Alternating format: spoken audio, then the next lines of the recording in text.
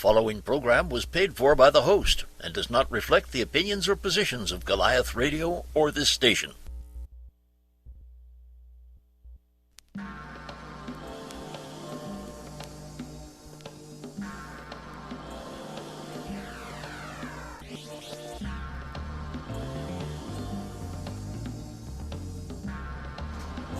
T-4 and counting. Good morning and welcome to AirOccupy. I'm Liz, and together with my co-hosts Shannon, Virginia, and Jerry, we're going to speak truth to power for the next hour and occupy your mind. Today we're talking about voters and voting, and we're asking the question, why vote? If you're not going to vote, or if you don't believe in voting, we'd love to hear from you and hear your opinion. Call us at our studio, 386-523-1380. That's 386-523-1380. You can also post your comments on our blog at airoccupy.blogspot.com, airoccupy.blogspot.com, and post on our Facebook page under the heading of our show, of this show. We're also on Twitter, so you can find us at AirOccupy on Twitter. And while you're on Facebook, go ahead and like us. We like you. So voting, when the Constitution was written, only white, male, adult property owners had the right to vote. And now, generally, you can vote as long as you're a citizen at 18, regardless of your race, religion, or sex. And that is unless you are a felon in certain states. But despite that, only 61.6% of eligible voters voted in 2008, and in 2008, and in 2010 the numbers were so much more dismal, with only a paltry 41% of eligible voters voting in the election. So we were talking about this earlier, yesterday when we were thinking about doing this show, and with the politicians in the pocket of corporations and partisanship at an all-time high, why vote? What do you guys think? Well, I think there's been there's a certain element in Occupy, certainly, that given the fact that the big money controls the elections and big money controls what politicians ultimately do when they're elected, it's a pox on both parties, because they both participate in a system that's corrupted from what voting is supposed to be all about, representing the people. I too really get why people are disgusted with the two-party system in its current manifestation. And they're right. I mean, it's broken. It doesn't work. It's not representing us. I don't think anybody can deny that. I believe it's however it worked earlier, it's not been working for some time. On the other hand, if we want to change this current system, I think we have to use everything in our power. And voting, limited as it is just, that is one mechanism for change. How effective it is on the national level, I don't know. But I definitely, on the local level, it's a very effective tool for change. And I think people need to look at that. We've kind of thrown our hands in the air and said, it's not working, and it's not. But we should be in the streets. We should be talking with our neighbors. We should be talking with our family members. It looks like, do we have a call? All right. Wait. No, well, go ahead, take it. You're on the air. Hi, who's this? You're on the air. Hi. Following on what you were saying, not only does it have a local impact immediately in the kind of representation that you get at the local level, and that includes also at the state level and the people that you send to Washington. It's important to elect people that represent your point of view at a local level, because this is the way we groom people to become national candidates further on down the road. So that's another impact that it has. We have to start getting people into government who we think will represent us appropriately and stand up for what we believe in. And the only way to do that is for them to start. I mean, unless you happen to have 10 or 15 or 20 or $100 million laying around, the only way to do that is to really start at the local level and build from there. So I think that's a really important aspect of why you go to the polls.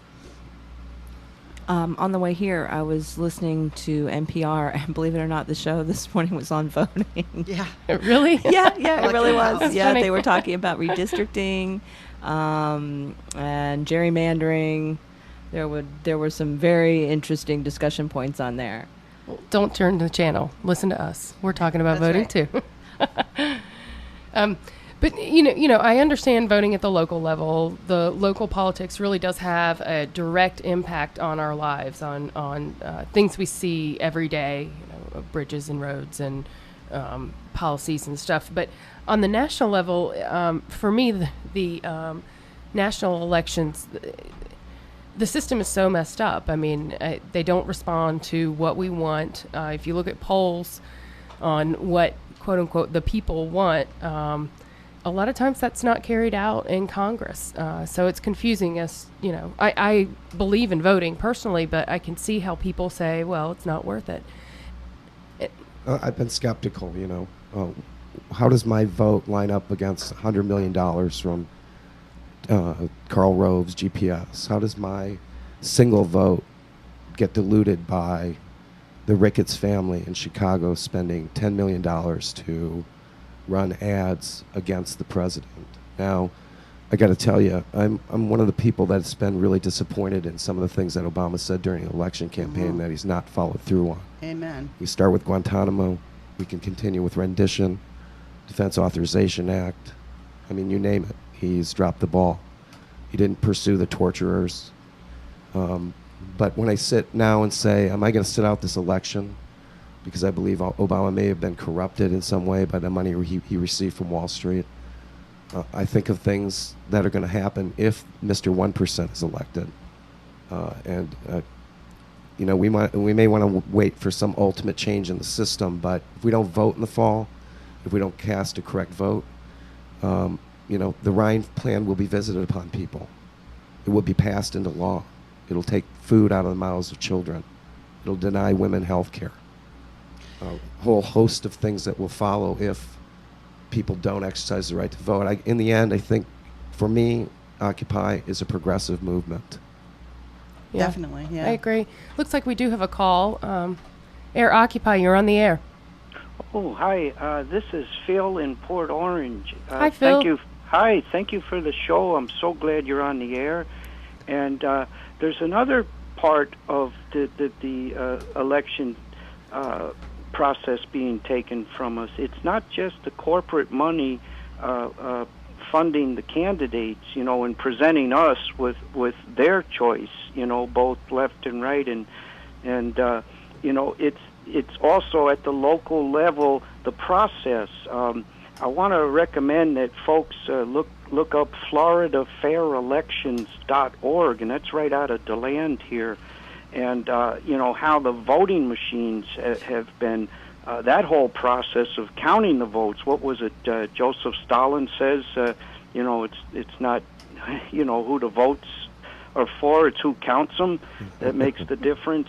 And there's a lot that we need to do locally to also take back the process and the validity and integrity of the process with these daggone machines. Those machines have not gone away. And so FloridaFairElections, I think, .org. Excellent. Or just Google it. But also what the Jerry just mentioned, I thought the 99% included 99%, not just progressives. And maybe I misinterpreted what he said. I have to agree with you on that. And as far as Obama, disappointed by law, and I believe Jerry's a lawyer, he is just as much a war criminal as Junior Bush is and was. And So what do you suggest, Phil, in terms of the election? What I suggest is, to also what Shannon said. If we want to fix the process, we got to, get involved in it. And it is. Does that mean? I understand the arguments. Does that include voting? Say again, please. Does that include voting in the in the general election in the fall? Say again, please. Does that include voting in the presidential election in November? Yes, and so, reclaiming your identity. If I might just not drill down with you, who are you going to vote? Again, who are you going to vote for? Who am I going to vote for? Yeah. I don't know yet, but I'm definitely not going to vote for Obama or Romney, and I'm reclaiming my vote. You know, the lesser of two evils, and I saw that in the announcement. Is really they're dictating our choice, and by voting for candidates that I don't want to vote for, that is wasting my vote right there. Well, thanks for your comment. Phil, Mel. thanks so much for your call, Sure. and thanks for the information about Florida fair elections. One point on what he said.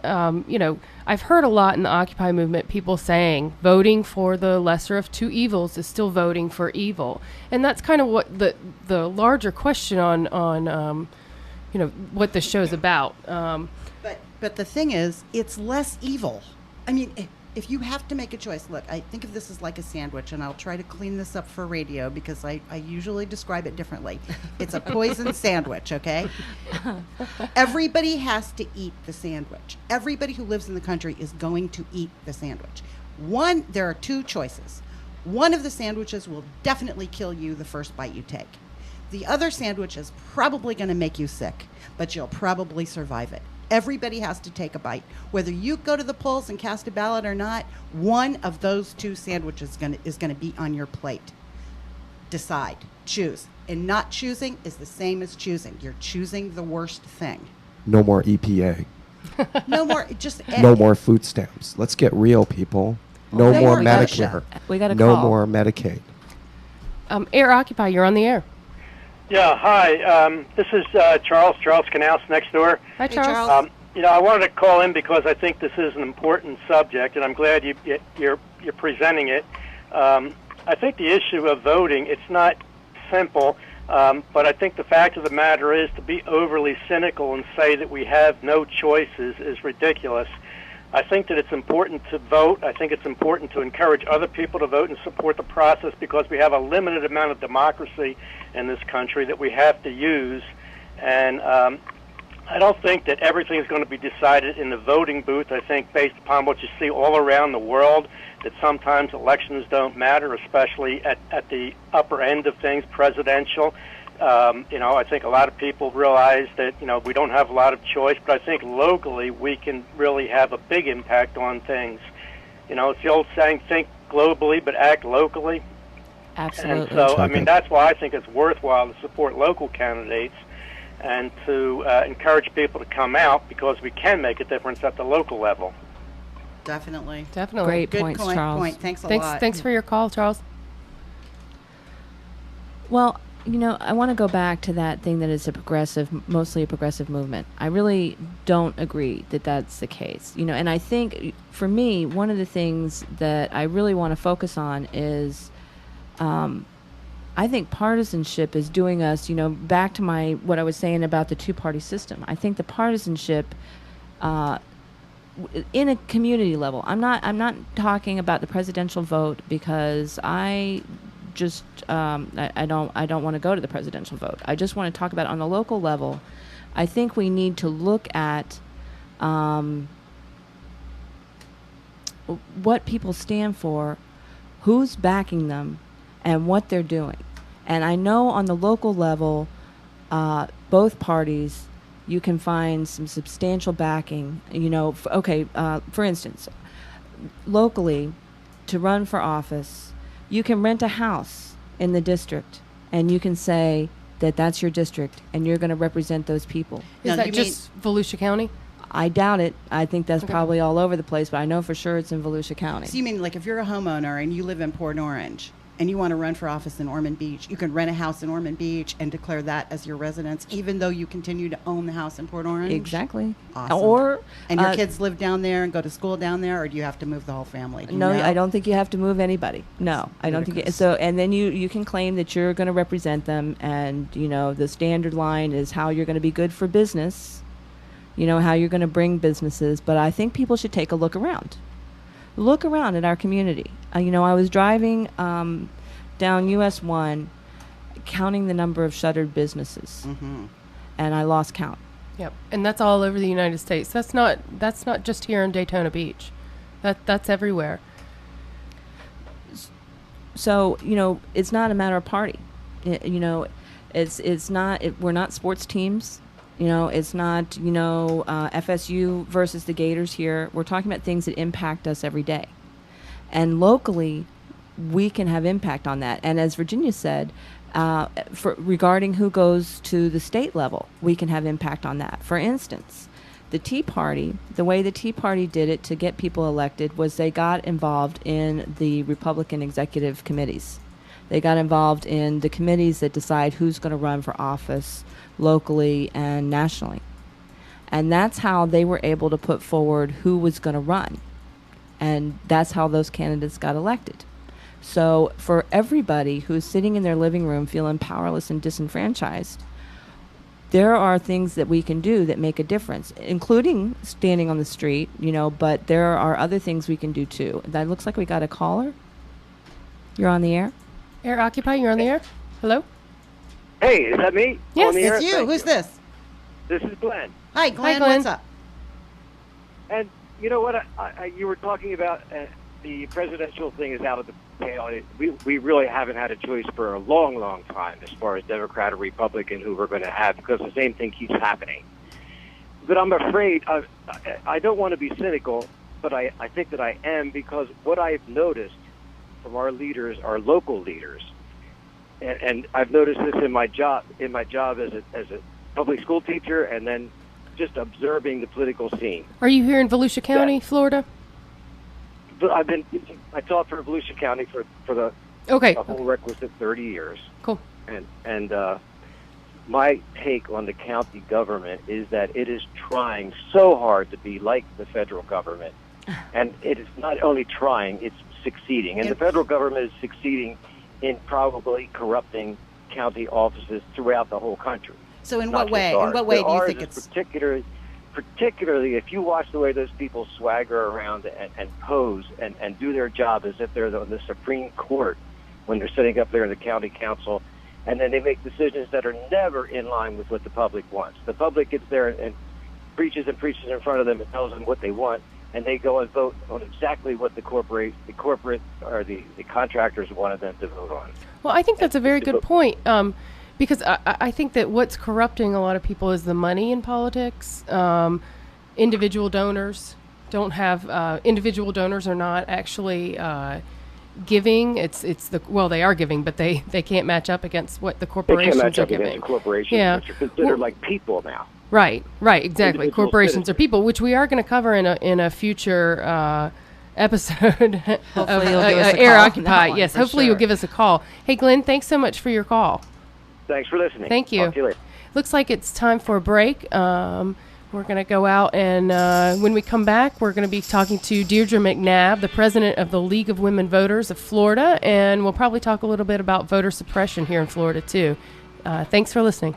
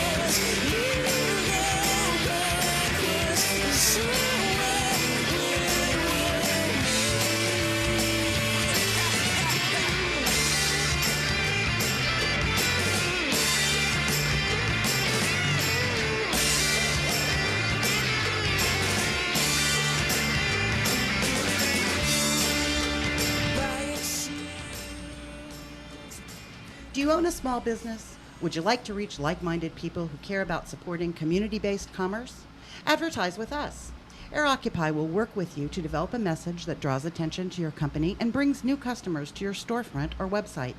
We offer an inexpensive alternative that targets your communications directly to your most valuable potential clients.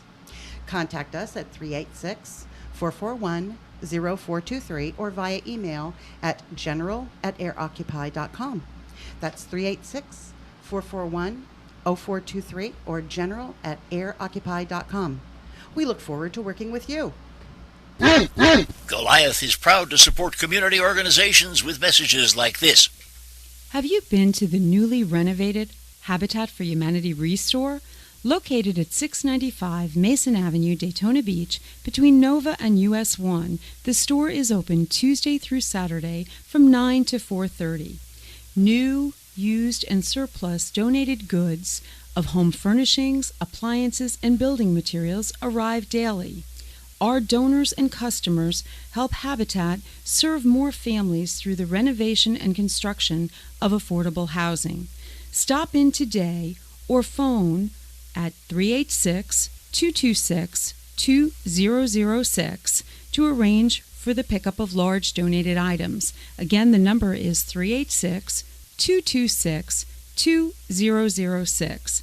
If you value the opportunity to recycle, reuse, reduce, and rebuild, you will be a big fan of the Restore. The Restore supports Halifax Habitat for Humanity. Stop in today.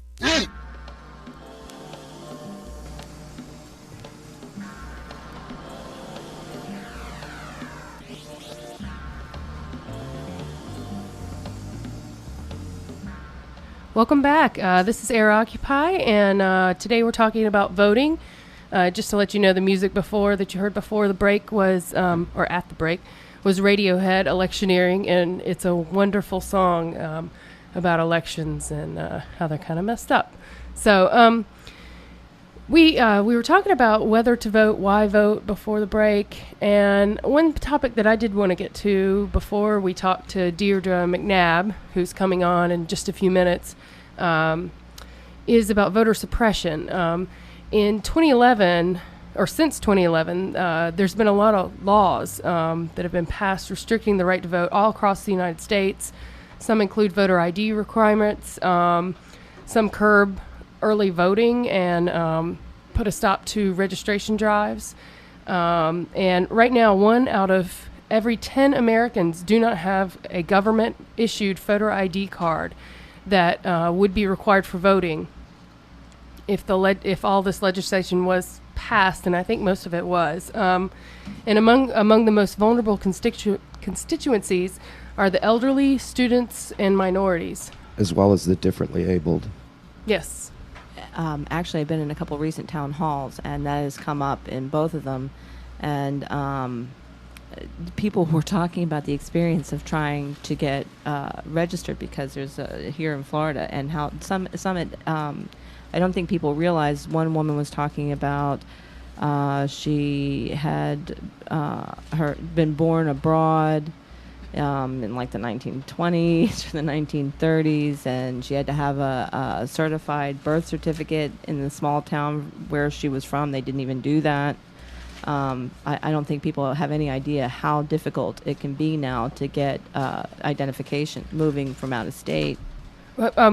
One thing before we go on, call us at 386-523-1380, or again, post on our blog if you have any questions or if you've had problems registering to vote. And we'd love to hear from you. Looks like we do have a call. AirOccupy, you're on the air.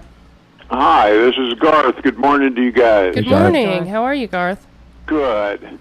I just wanted to punch in with a little bit of information. As I'd mentioned, I had been listening to Big John last evening with the League of Women Voters while they were on, and they had suggested a website that I wanted to share in case you have it.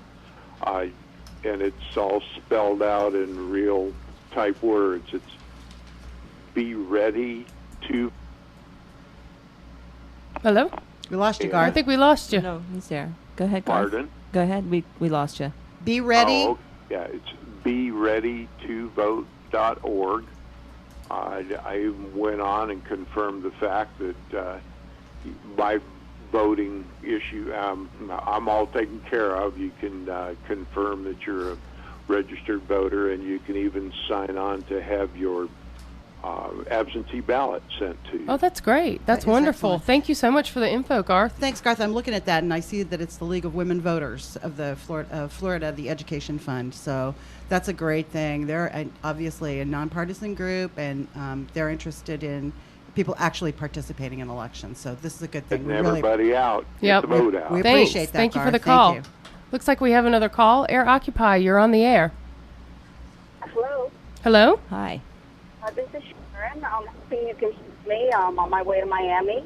Oh. I'm listening to the show, and I have voted ever since I've turned 18, and always ended up disappointed, even when the person that I voted for ended up in office. So It happens.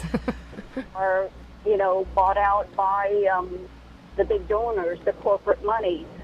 Some of the things that we can look into that we can do is, first of all, there's the Fair Elections campaign. It's not just local. It's been on a national level. You can go to the website and find out how to fight in your state as, for fair campaigns, which means that at the very least they have to fully disclose where their funding is coming from. They try to tackle the issue of the PACs and super PACs. They're fighting against that too. And I think that we really need to have fair elections.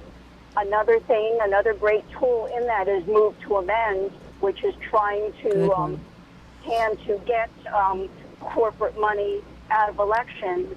It doesn't, tackle the issue of there are occasionally people who have multi-millions of dollars that they can donate to candidates, but they're people just like us. And as long as we get the corporate power out of funding elections, then it's the people that are electing people. As far as another thing, beyond fair elections,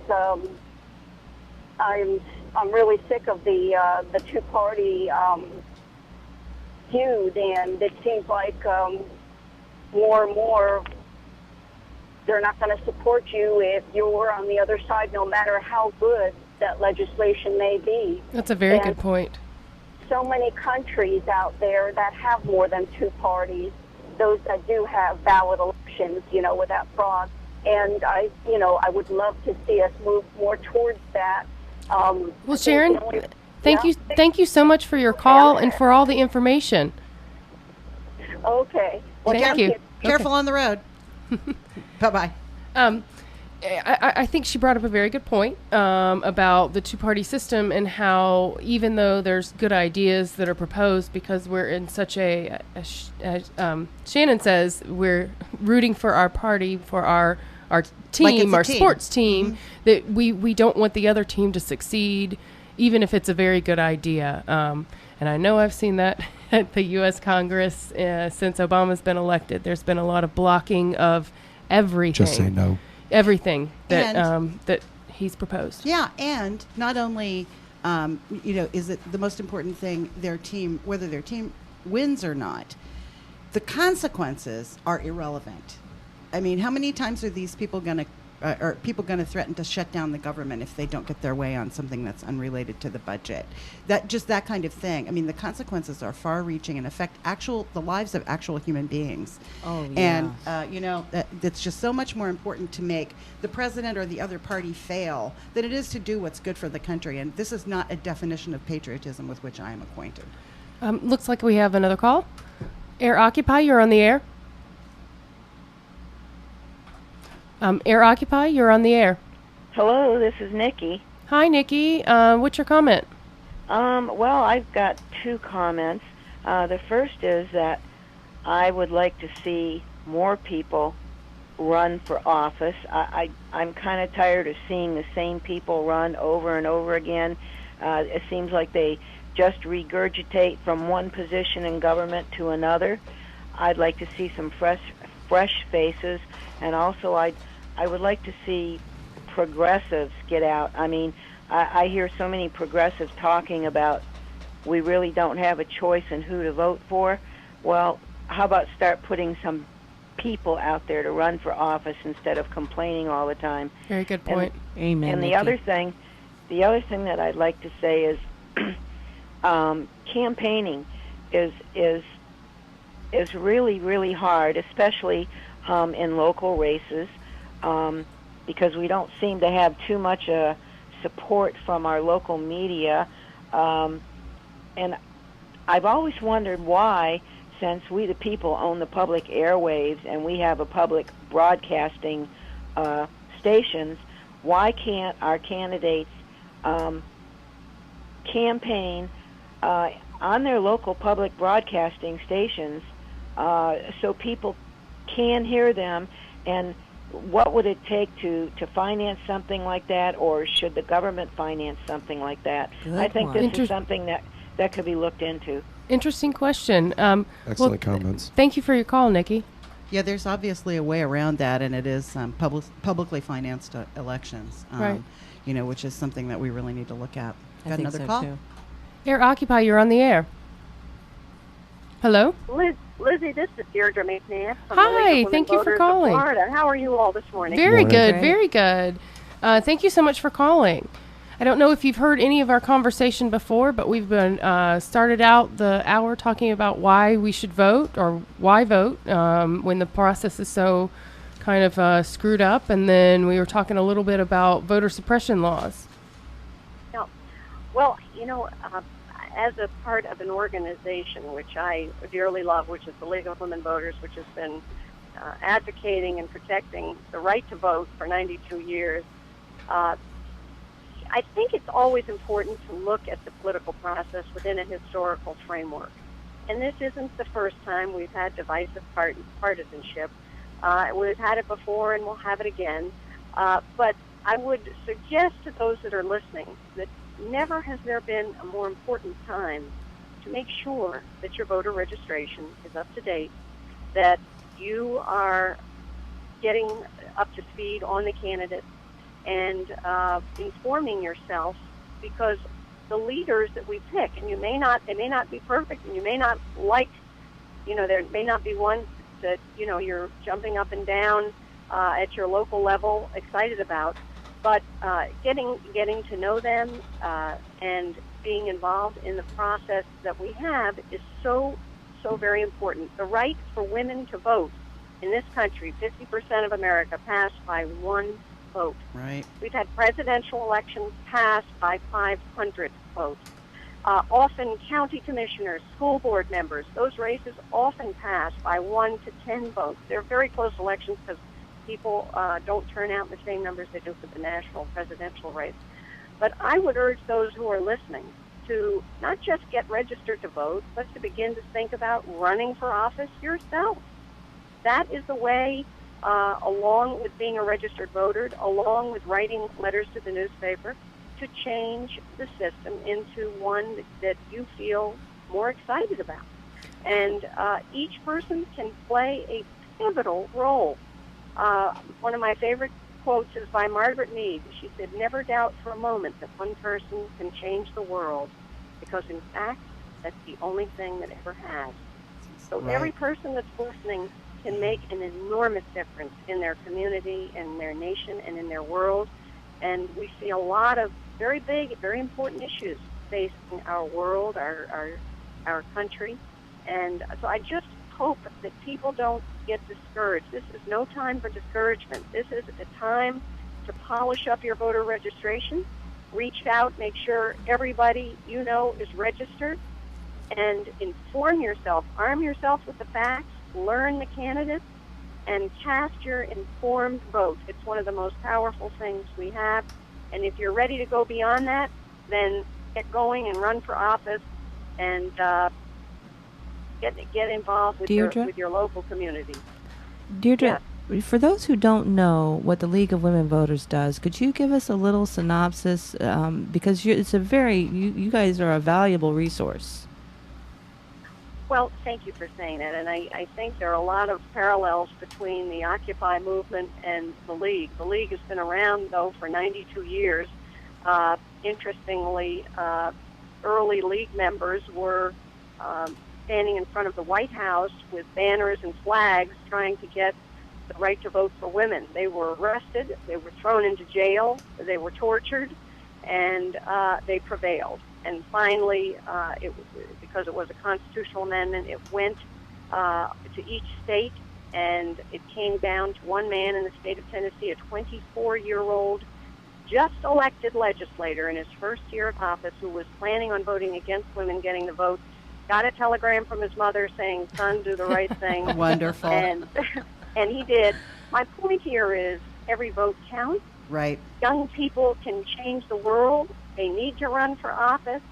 And the League is a group of people who volunteer their hours on their weekend and during the week to register voters, to put on candidate forums, to learn about issues.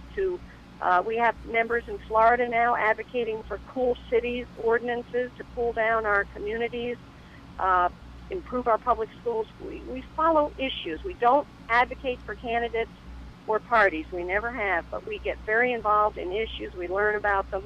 You do a lot of people research. come out of the League and run for office. You know, they get very informed and knowledgeable. They learn how government works. So I hope those listening will consider the League. We've got them all across the country.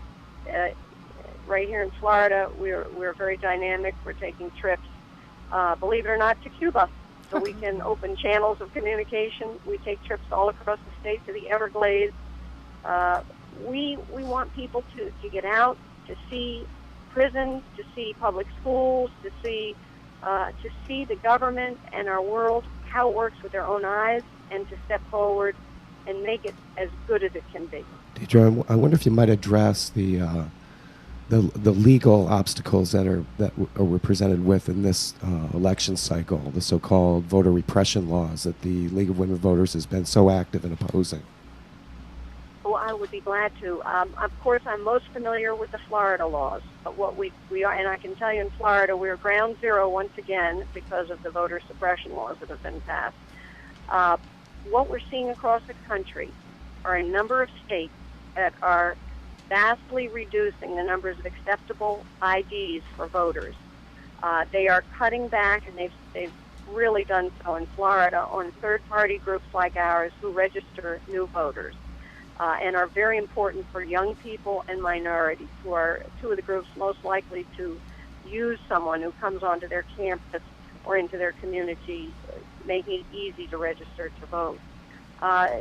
In Florida, an example of things we've seen in other states, for 40 years people have been able to change their address at the polls. Students, of course, young people, one of the most likely groups to change their address. Who remembers to let the supervisor of election know? Nobody. So now in Florida, when you go to to vote, you have to cast a provisional ballot, which has about a 50% being counted chance, if you have not in advance let the supervisor know. So the point that I would make here is for everybody listening, make sure you're registered to vote, make sure your registration is up to date, make sure you know the ways that you can vote. Many communities have early voting, vote by mail, and know your poll on your election day. And make sure you know, if your state requires identification, what you need to come with, so you don't have any problems and you make it as smooth as possible. And that information, can we find that information on the League of Women Voters website? Yes, we have a national website called www.vote411.org, vote411.org, and it's a great resource all across the country. As we get closer to the elections, there'll be voter guides on it. It is a really marvelous resource. Find your poll location, see who's running for office, and update your voter registration. And many people think they're registered, and they're not. So make sure you're registered, make sure your address is up to date. That's something everybody could and should be doing now. So if you've moved since the last time you voted, then you probably need to re-register, or you do need to re-register. You need to find your supervisor of election. All you have to do, you can go to vote411.org, which will help you find your supervisor, or just Google your county wherever you live in the United States and put in supervisor of election or election office, and that's the right place to contact. They will be able to update your information, usually by phone. And Dierdre, an earlier caller pointed us to a website that the League of Women Voters of Florida Education Fund has up called BeReadyToVote.org. Right. And that's Yes. a really great resource, too, because it will connect you directly to the supervisor of elections so that you can check your voter status. That is correct. BeReadyToVote.org, and I didn't mention it earlier just because I thought you had callers and listeners all over the United States. And we do, but, Yeah. because I have a report from Center for American Progress called Voter Suppression 101, and it has the 5 worst states for voting rights in 2011, and guess who's first? I don't have to guess. Yeah. So, unfortunately. isn't that sad? That's appalling. It's appalling. It's really appalling. And, in the year 2000, we were the poster child for how not to run an election with our hanging chads and our riots outside the supervisor's office. We made a lot of progress after that, a lot of progress. And then just in the last 2 or 3 years, we've seen our legislature taking us back in time. We have 2 lawsuits against the legislature and the Secretary of State. And, those who are listening, that's why we need you to step forward and run for office and get involved. Because until we have people who strongly believe in the need to protect America's right to vote, we are going to have to continue to battle these kinds of really Neanderthal laws. I know even our Volusia County Supervisor of Election, Ann McFall, a Republican, has recognized that these laws are just going to prevent people who otherwise are eligible to vote from voting. She's Absolutely. been talking about She's that. been a great spokesperson, really, really knowledgeable. She's been on, I think she's about to be on The Daily Show, and she's been a superlative speaker in defense of our right to vote in this state. I have a question. Where is the League of Women Voters? I know that in its lawsuit against Florida, because I know in December the League of Women Voters of Florida did file a lawsuit because of the restrictions on registering. Can you give us an update on what's going on in that case? Yes, we are waiting with bated breath. The judge, this was more than 2.5 months ago, that he would decide the case on on whether or not to pass an injunction, which would basically stop the law from being in effect. It's 2.5 months ago. We're so hopeful every single day that he's going to pass that injunction, because our members across the state want to get back to work. And with what we've seen is for the few organizations that have continued, they have members run into difficulty. We've seen teachers in the state, high school teachers, who've gotten entangled in this law. It's an outrageous law, and we can't proceed until we hear what the judge decides to do. We're waiting every day. Wheels of justice turning slowly. Another question. One of our callers brought up electronic voting machines, so basically voting, computerized voting. What's the league's position on that? Well, I would say at this point, what we've seen that being applied to is our servicemen and women overseas, right. And we're watching carefully to see how that works. Clearly, we have a problem there where we want our servicemen and women, especially, to be able to cast a timely vote and have it get here in time, and there have been problems with that. Right. At the same time, electronic voting, it is a technology that clearly is not watertight as far as preventing problems and interference in a way that we don't want to see. So we're watching to see as the technology is piloted, really. I know in the state of Florida they are going to be using it this year with a number of servicemen and servicewomen. So we would say at this point we are watching carefully to see how it performs. talk a little bit, if you will, about if we can just shift gears a little.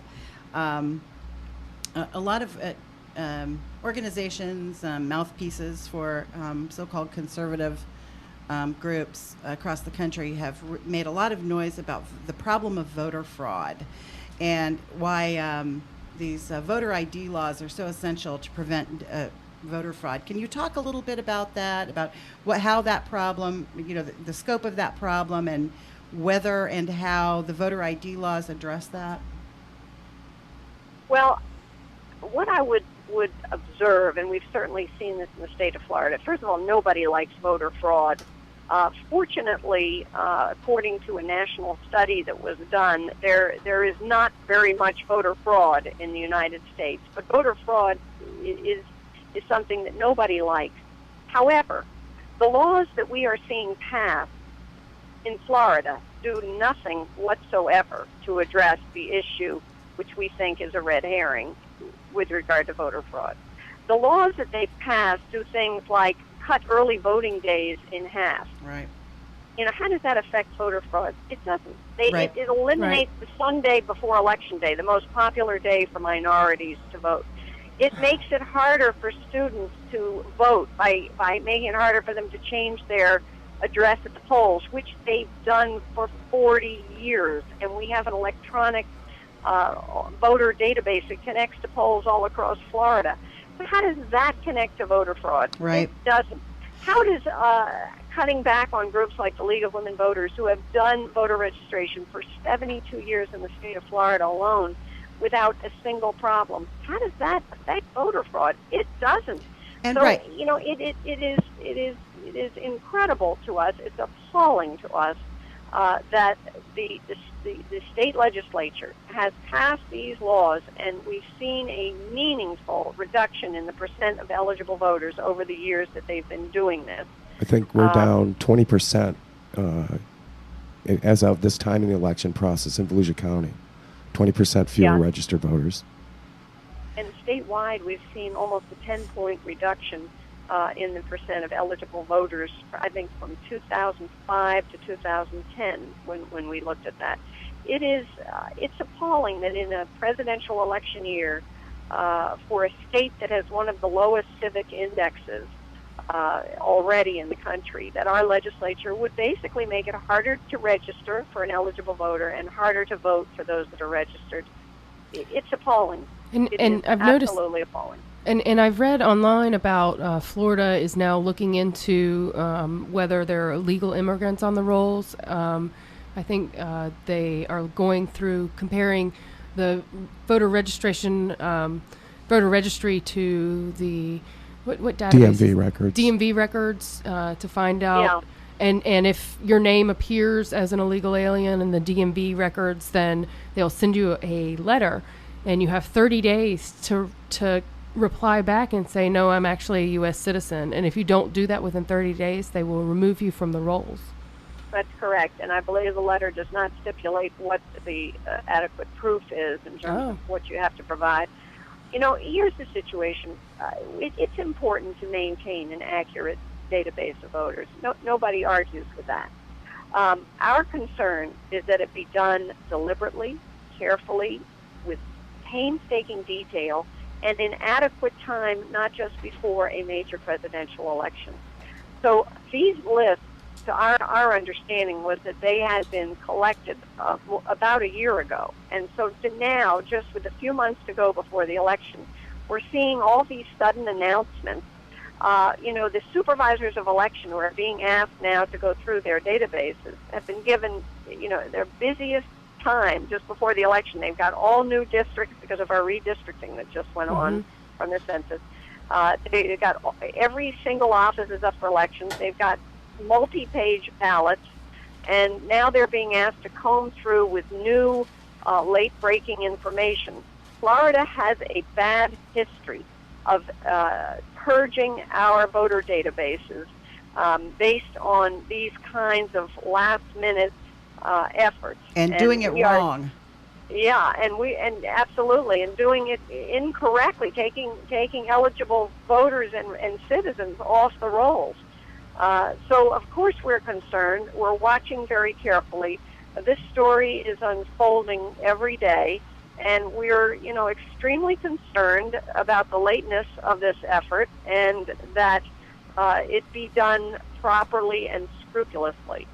Well, Deirdre, thank you so much for calling. We're running out of time, but I am so happy that you got on the line with us, and it's so good to find out about the Florida League of Women Voters. We'd love to have you back great. as the election process unfolds and as you get a decision in your cases.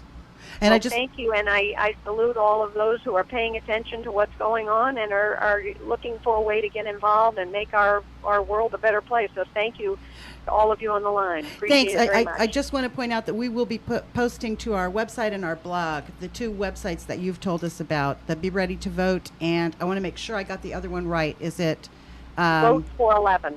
11? Vote411.org. That's the National League website. Oh, I see. Okay. Yeah. Vote 411. Ours Okay. is specific to Florida. Be Excellent. ready to vote.org. Thank you. We will Okay? put those up so people have access to them, and thanks again. Thank you, everybody. Take care now. Thank Bye-bye. you. Bye.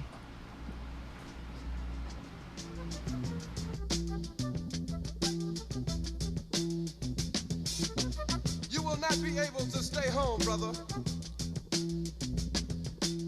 You will not be able to plug in, turn on, and cop out.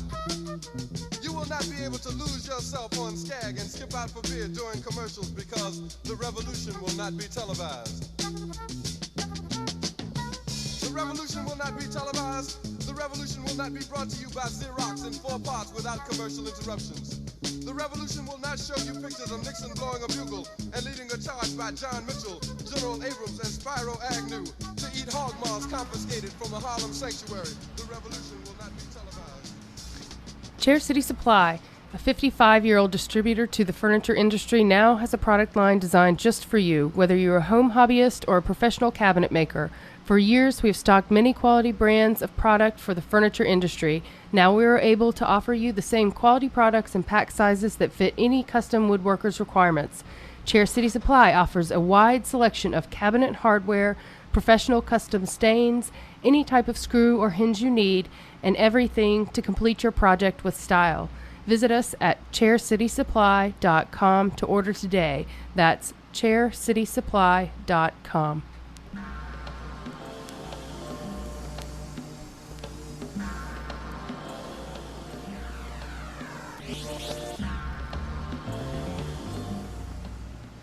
Okay, we're back, and we're running up on the top of the hour, but we just did want to mention the protests that have been going on in NATO. I've looked online and on a lot of the Occupy-related sites, and there have been some really incredible pictures. I know that the mainstream media has not really picked up on this story. I've seen a few stories that said that there were about 100 protesters. When you look online, and I encourage everyone to do that, we'll be posting some of the pictures on our Facebook page. It looks like way more than 10,000 were there. 10,000s. I mean, several 10,000s. Several 10,000s stretching for blocks. And one of the things that's been striking about a lot of the photos has been the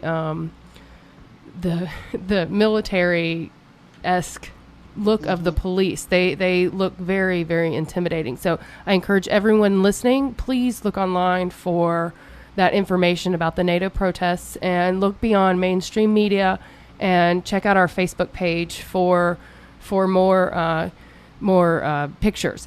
And one comment, Rudy Roberts was supposed to come on and talk to us about Chicago. He has not called, so we want to wish him well. And this has been AirOccupy. See you next time. See you next week. Peace. Bye.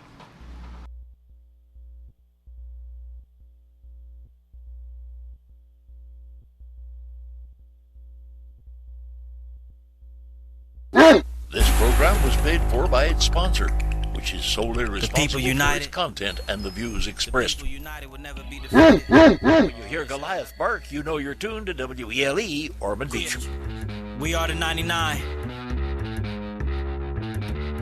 If we don't fight for equality, who will? No, that's a war crime when you barely getting by. When you're forced to leave your house without minimal time. Talk about hard times. Look how we treat our people. Like somehow we all should be considered as equal. Here's the latest from ABC News. I'm Daria Albinger. You may reach for a dietary supplement if you're trying to lose weight or if you